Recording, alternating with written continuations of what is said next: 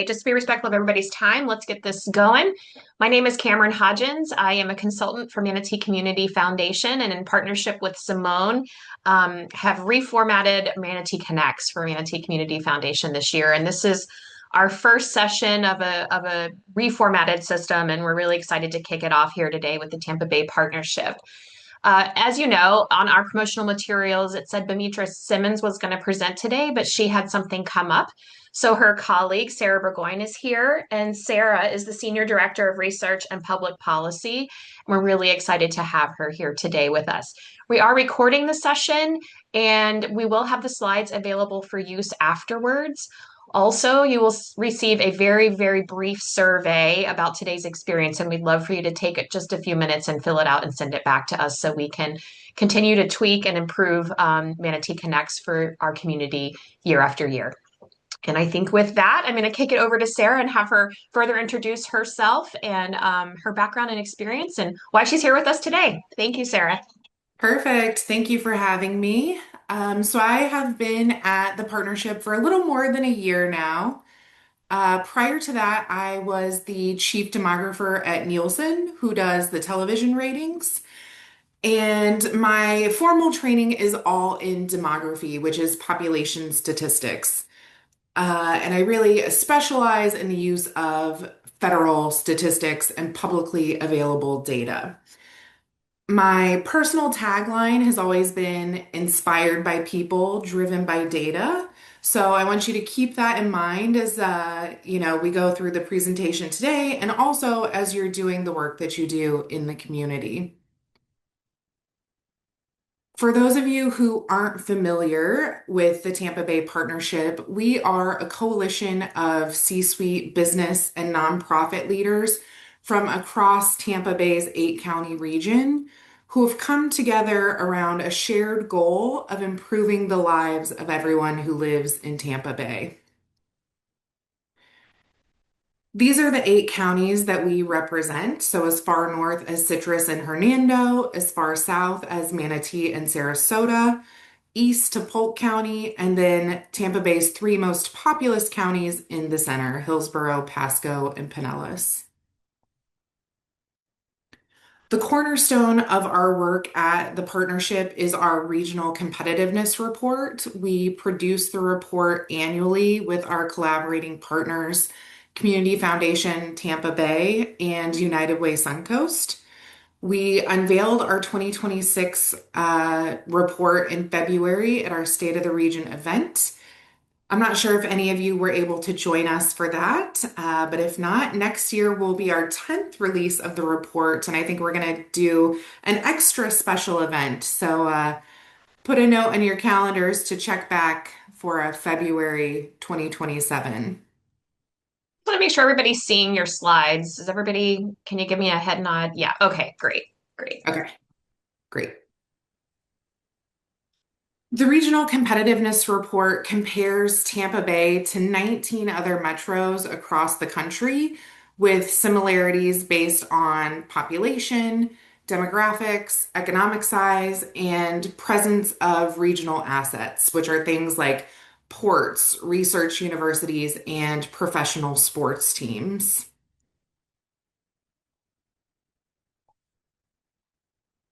I'm not advancing. Okay.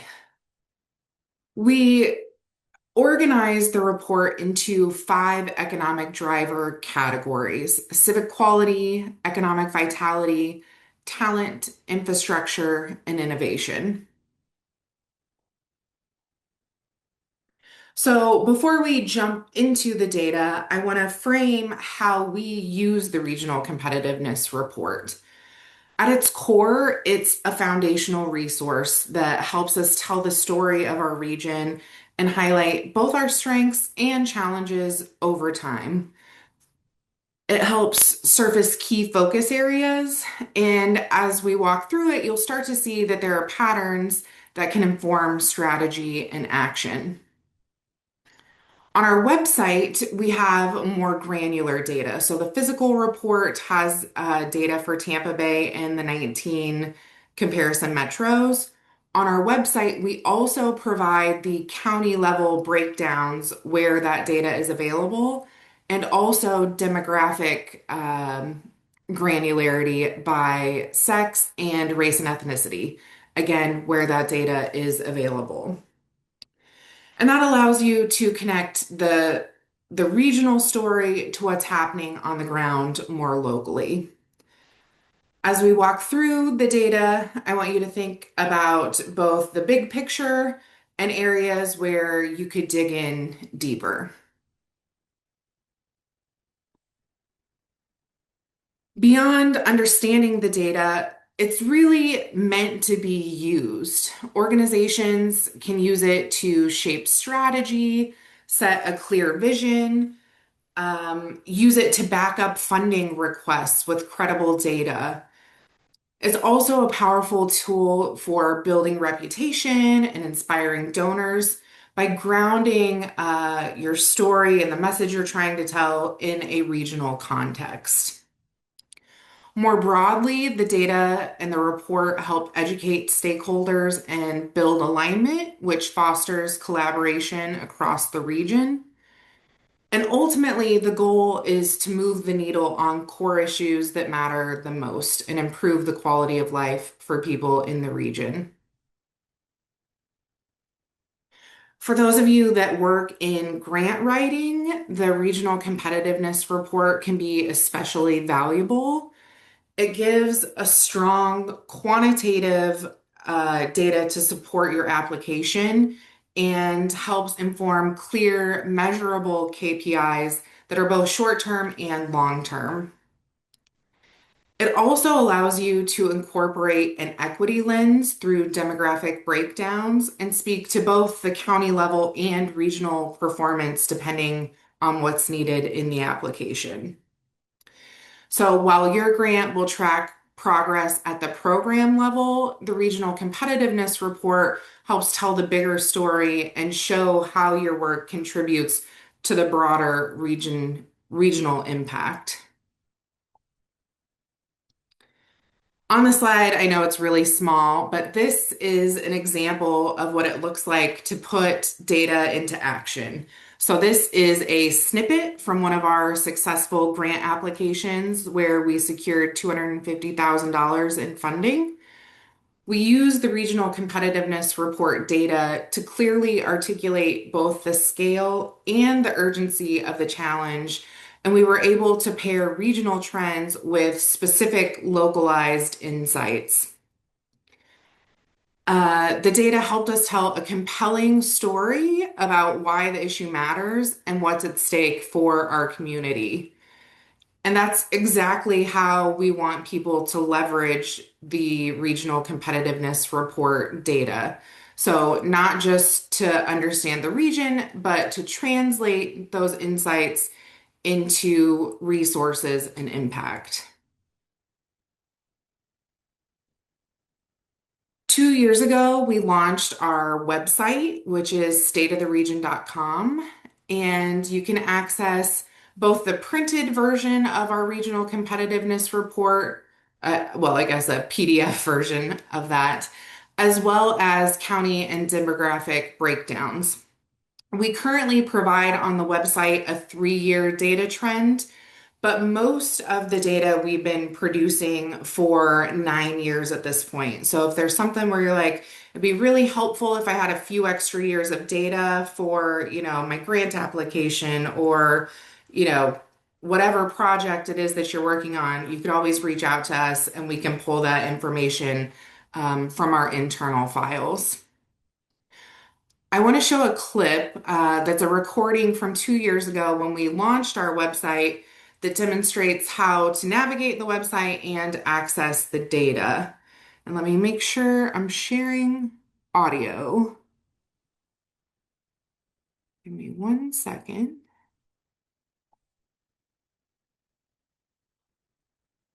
All right, I'm going to start the video. Let me know if you can hear it, Cameron. Okay, standing by. Hey everyone, welcome to State of the Region. We got it. Perfect. The new site launched in February of this year, and It's a little quiet. To be able to share with you 2 different pathways to exploring the robust data that we have developed. So you'll want to start with the data tab on the top left of your top navigation. And within this flow, you'll see an overview where you can learn more about the report, a written summary of highlights from all 67 indicators, and then some of those driver categories that Dr. Ferris had mentioned. Let's say you're not familiar with economic vitality.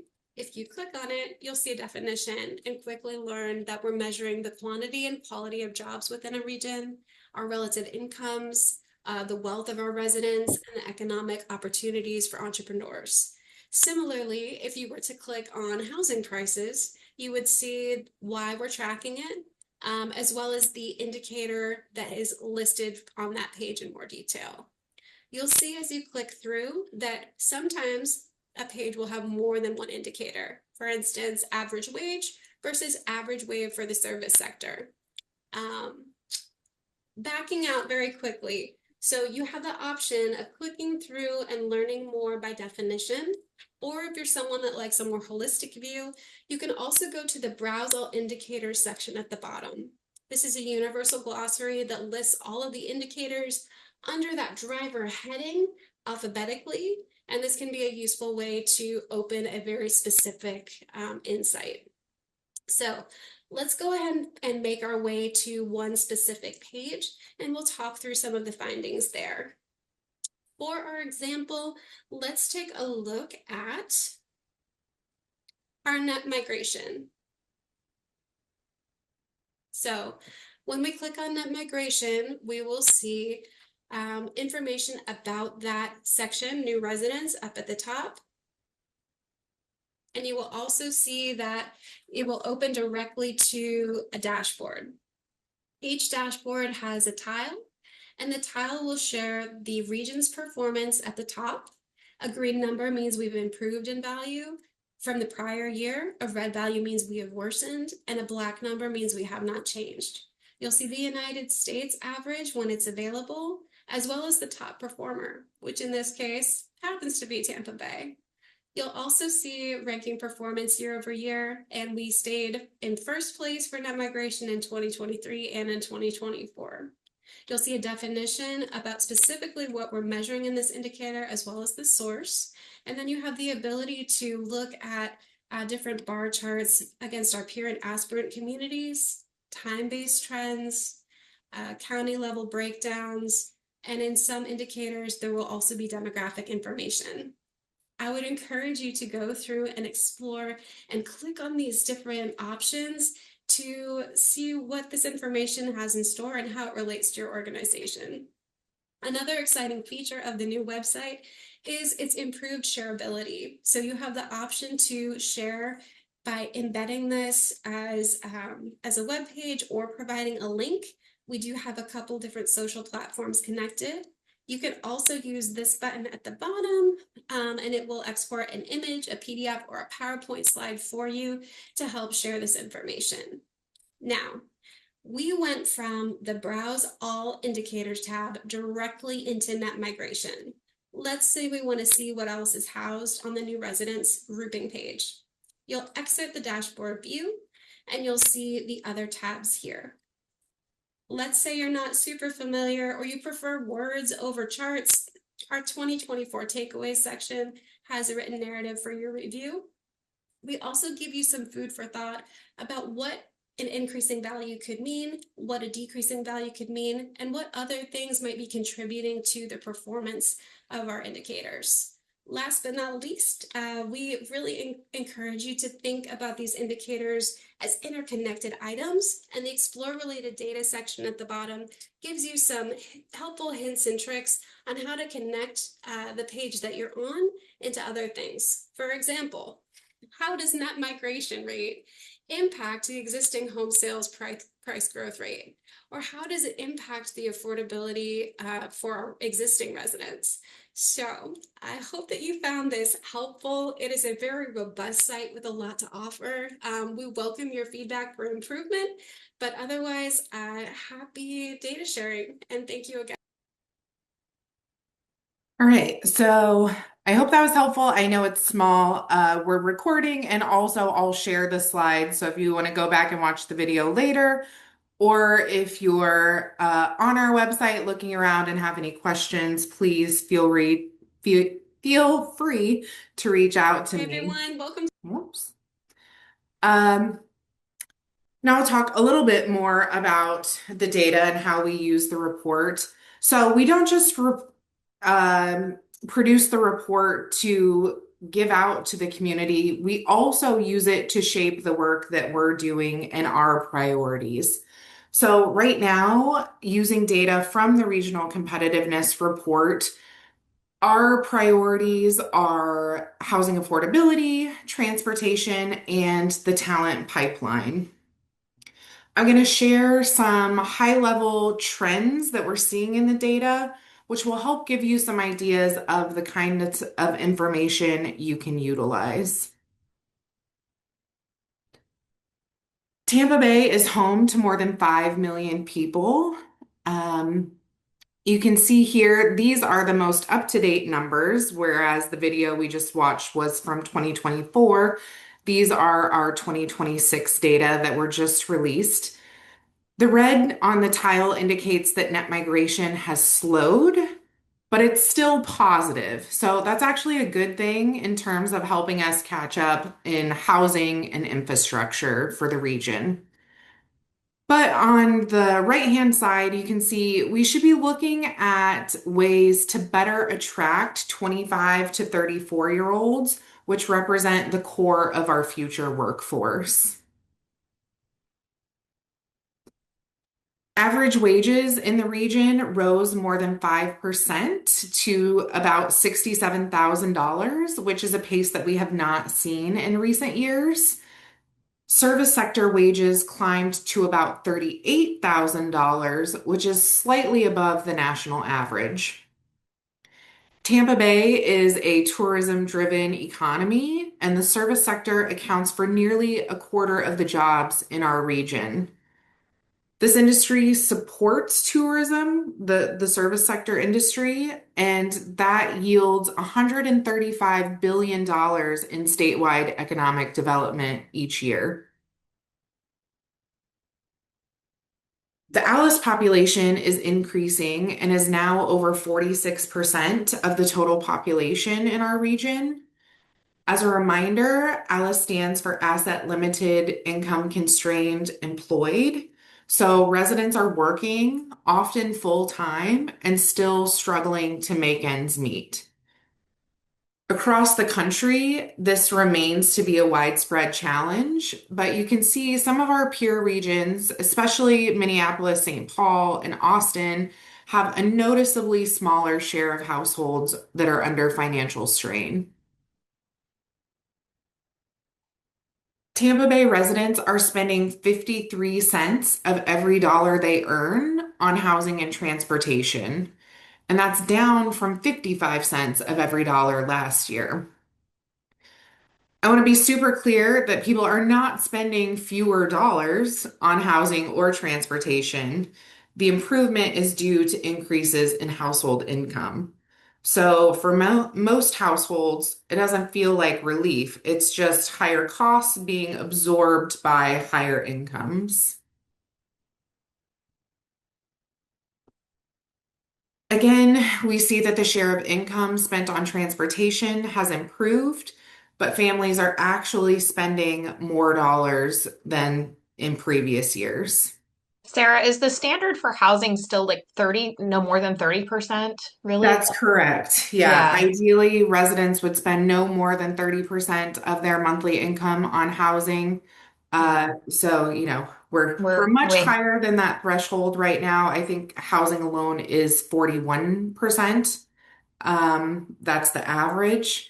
And I'll talk a little bit about it in future slides, but we recently released a housing equation report, and that shows that as many as 25% of renters are spending 50% or more of their income on housing. In our data, we also track the share of commuters that travel an hour or more each way to get to work, and that trend is on the rise. Over 219,000 people commute an hour or more each day, which represents 10.53% of our regional population. We all see and feel that volume. I was sharing before the meeting started today that I got stuck in traffic and ultimately had to turn around and come home. Um, and this is lagged data. So this data is from 2024. And so it hasn't captured the bulk of the return to office mandates yet that have happened the last 12 to 18 months. So I would expect this number to continue to rise. I'm going to switch gears a little bit and talk about some of our talent indicators. Enrollment among 3 and 4-year-olds fell slightly, and our ranking decreased to 13th place last year. On the right-hand side are the kindergarten readiness rates. The Florida Department of Education increased the threshold to be considered kindergarten ready. And so this resulted in decreasing values across the state. Under the new benchmark, Tampa Bay's kindergarten readiness sits just under 43%, which is slightly above the state average.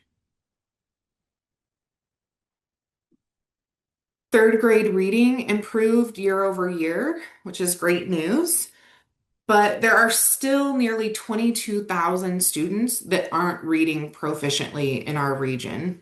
So we need to continue our progress as third grade marks that critical shift from learning to read to reading to learn. At the secondary level, high school graduation rates show strong momentum.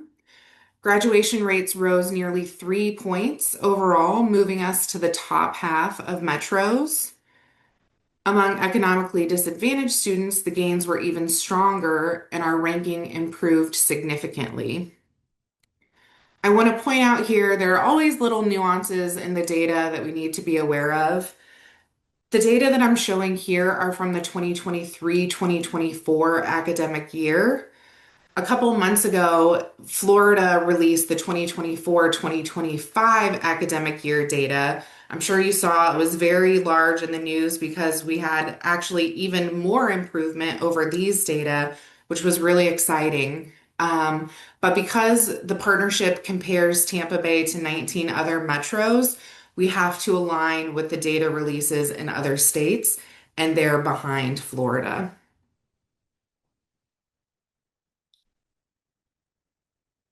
Now looking at opportunity youth rates, Tampa Bay sadly worsened to 11.35%. But we're not alone. 14 out of the 20 metros had similar results. As a reminder, opportunity youth, which is sometimes referred to as disconnected youth, are persons ages 16 to 24 who aren't working and they're also not enrolled in school.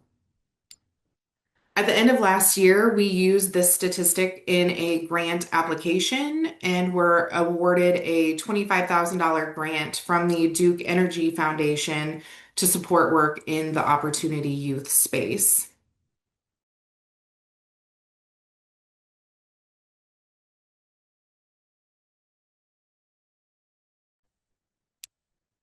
At the end of the day, this work is about moving into action. It starts with data because data builds credibility, and that credibility creates opportunities to amplify awareness and bring more people into the conversation. But we don't want to stop at awareness. The partnership has really been focused on helping move our community from simply understanding the problems to actively building solutions. And that's where this work has the most impact, when the data becomes a catalyst for action.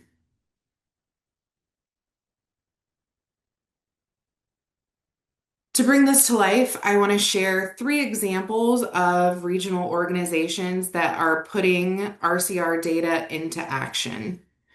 The first is Freddie Williams with the Boys and Girls Club of Tampa Bay and the Suncoast. Using the Regional Competitiveness Report data, his team built stronger cross-sector relationships that helped catalyze a strategic merger between the Suncoast and Tampa Bay chapters, which allowed them to scale their impact. After seeing our Opportunity Youth data, which again is for 16 to 24-year-olds that aren't working and aren't enrolled in school, the Boys and Girls Club also expanded the age range that they serve. And that wasn't just locally, but Freddie also convinced the Boys and Girls Club at a national level to increase the upper ages that are served. And the Boys and Girls Club of Tampa Bay and the Suncoast has recently doubled down on this approach by building a dedicated data and measurement team, which is really great. So this is an example of how local data can drive both regional and national impact.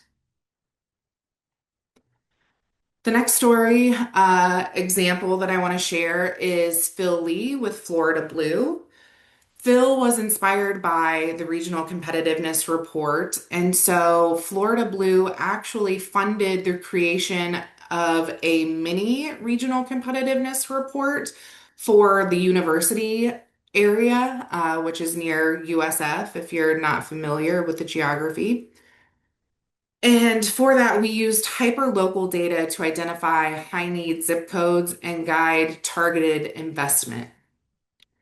That work helped deepen the partnership between Florida Blue and the university area CDC and aligned resources around community-driven solutions, which ultimately led to real and measurable outcomes. There was expanded access to healthy food in the university area, stronger wraparound services, and a 65% reduction in crime. This is a great example of taking regional data and applying it at a hyper-local neighborhood level to drive impact. The third example I'll give is Dr. Cynthia Johnson in Pinellas County. What's really powerful here is how data translated into both investment and workforce strategy.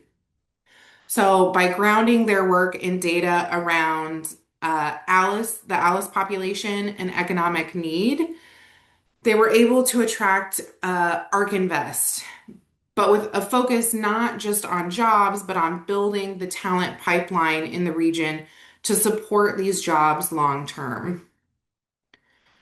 Dr. Johnson partnered with Duke Energy and St. Pete College to stand up a new line worker training program, which is something that's now being replicated across the region. This is an example of how data can connect the dots between economic development, education, and career pathways. So those are just a few examples of how organizations are putting the data into action. But it's not just external. Our data directly informs the work that we're doing across the region. At the partnership, we use these insights to guide our advocacy efforts and align stakeholders to advance solutions on the issues that matter most.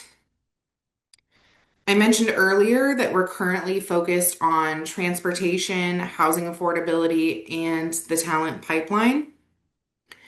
In the transportation space, we serve as the convening partner for the Regional Infrastructure Accelerator, which was a large regional grant awarded to the city of Tampa. The partnership is also advocating for the development of a tri-county metropolitan planning organization. So right now, our 8-county region has 7 different transportation planning organizations, and we're advocating for a regional MPO that would include our 3 most populous counties, Hillsborough, Pasco, and Pinellas. Obviously, you all know that as people are out driving around, county boundaries do not stop them. And so we think it's really important for our counties to work really closely together on transportation issues. Over the last couple years, we've received multiple grants for housing affordability research, totaling $275,000. And in February, we released our housing equation report that quantifies current housing needs at different levels of AMI, projected future demand, and also details the current affordable housing pipeline. Using data from that report, we're now working to launch a regional action committee focused on housing affordability, transportation, and workforce.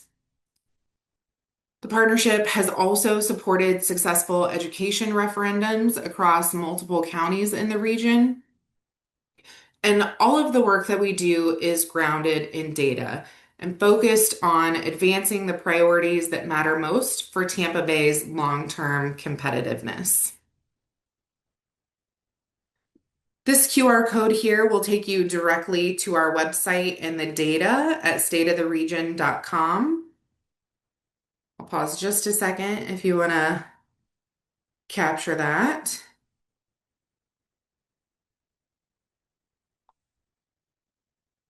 Um, if you're using our data, whether you have in the past or whether you start using it, we'd love to hear about it. When Bimitra, our CEO, and I are out speaking, the number one thing that we're asked is what are the stories behind the numbers? And so, talking to people that use our data helps us amplify the work that you're doing and highlight how your organizations are moving the needle in our community. And I think that's the end of my formal presentation, but happy to take questions now. Awesome. Thank you, Sarah. Um, Maybe stop share so we can all Yes. be back together. Here we are. Put everybody in gallery. Okay. Does anybody have any burning questions or slightly smoldering questions? We'll go with that too. I have a few.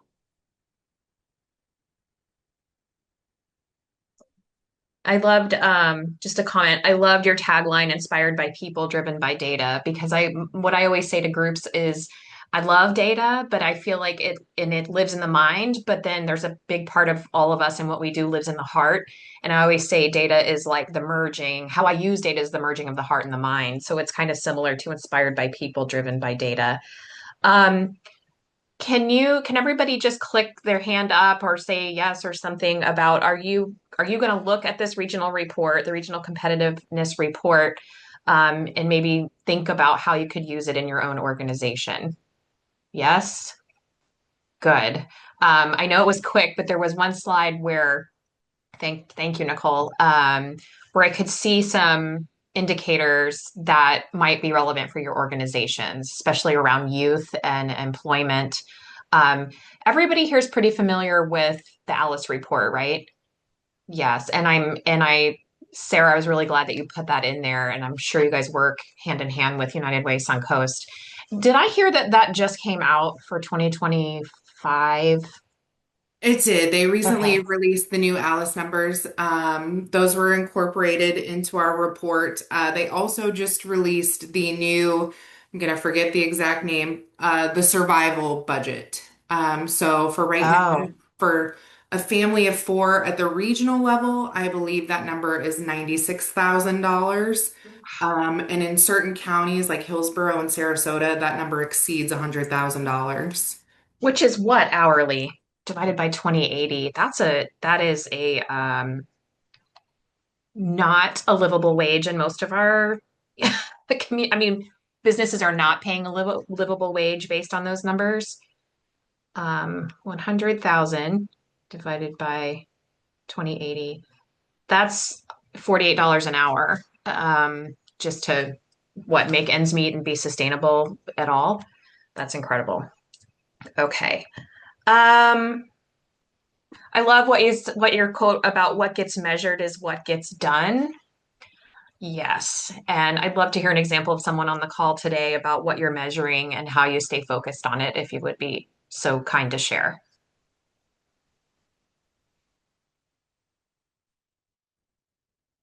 Everybody needs more coffee. What's going on?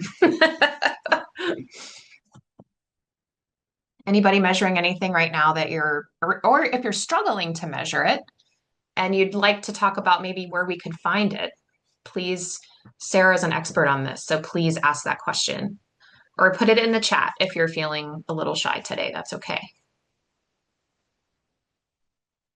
Or if you're wondering what the heck to measure, if you're like at square one, share that. We'll talk through it.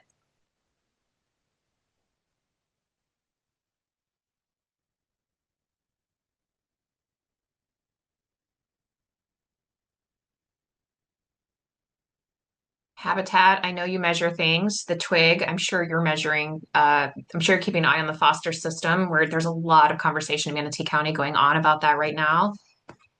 Need to talk about the rent burdened families. Yay for coffee. No problem for the typos.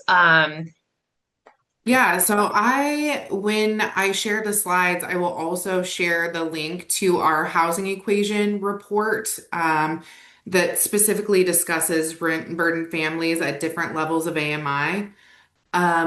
That report specifically focused on Hillsborough, Pasco, and Pinellas. So I know that's probably not ideal for you, Emily, but it's possible that we could point you to the sources that we use to be able to pull that data pretty quickly for Manatee. that would be great.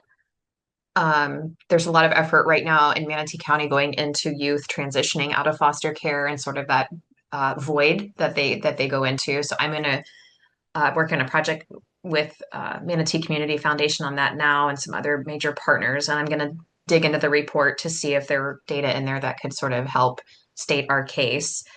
For our region, Manatee County has the highest number of those youth for whatever reason, and we're not completely sure why that's the case. Well, for our circuit, so we're in Circuit 12, which is Sarasota, DeSoto, and Manatee.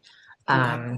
And so we have that higher number, which is not great, and we're really trying to figure out how we can better serve those young people. Okay, let's see, Kelly, or Ellen, I'm gonna pop up the chat here to see what you're. Yes, it's funny. I was just telling my husband last night that the housing needle in this region really didn't move much in my experience here until the business community started to get vocal about employees and losing employees because they couldn't afford to live here. So when I saw the chambers getting involved, and your reports from the State of the Region reports were really helpful in partnering and collaborating on that voice because it was just, I feel like it was sort of seen as like, oh, the nonprofit community thinks there's not enough housing. Well, it took the for-profit community to really get involved in that before significant gains were made. If I could just ask a question. Thank you. And thank you for doing this. We love Bamitra. She usually speaks at our board meeting about once a year. So the EDC's job is to, of course, attract and retain businesses for Manatee County. When I am speaking to businesses every day here, the big problem is their employees and retaining them. Even if they're grabbing them from other counties, other states, they're losing them because the employees find out that they cannot afford to live and work. In some cases, not in all cases. Um, so one of our initiatives, and we work very well with the Manatee Chamber of Commerce as well. One of our initiatives is workforce housing. Mark Vengroff at One Stop Housing has been a great partner. So I am happy to report that those are on the front page of what we're trying to help out with. And affordable housing and workforce housing are completely different. It's a different sector. But that is what we're finding. It's just that we want to retain employees. We want to retain these companies. We want them to expand and succeed. Um, but I see us moving in a positive direction. Mhm. And when we do speak with organizations that are looking to move to Florida, our region is one of the top places they look at. We've got a seaport, we've got airport. You know, it's very beneficial for them. But again, they ask those questions about retaining employees, their workforce. So it's a super important issue, and I think that information is what we try to gather from the report as well. So. Thank you. And it's related to that stat you showed, Sarah, about retaining young people, right? Mhm. Like young people, they can't afford to live here. And so that goes hand in hand with the age group that we're seeing, who stays and Yeah, who can't stay. Yeah.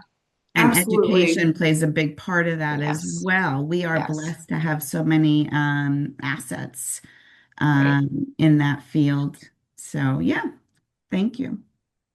Yeah, Ellen, actually, at our State of the Region event, we featured in our video the story of the Bradenton area EDC and one-stop housing and I'm forgetting the name of the workforce housing development, but shared that story and how that will allow employees to place some of their, or employers to place some of their employees there at a max payment of 30% of their income, which, you know, Cameron is the number we talked about and is really great.